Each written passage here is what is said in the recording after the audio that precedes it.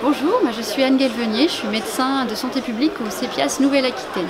Et ici, au congrès, aux journées d'Arcachon CEPIAS et CECA, j'interviens cet après-midi au titre de MATIS, la mission nationale de soutien aux actions de prévention, concernant les premiers résultats de l'audit Pulse Friction version patient.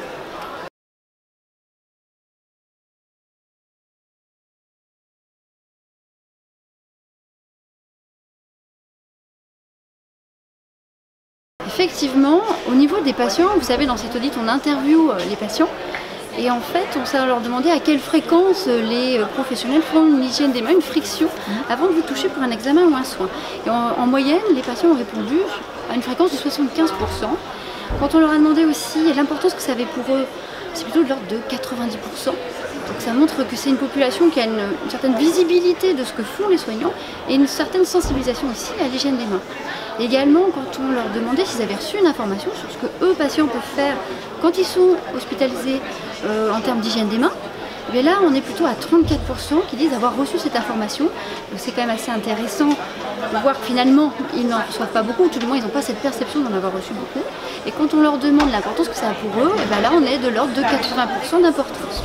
Donc ça donne des idées aussi en termes de comportement, de sensibilisation de nos patients. Et après, au niveau des soignants, alors les résultats sont préliminaires.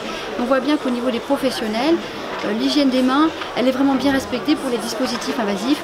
On a des variations après, quand c'est avant ou après avoir touché le patient.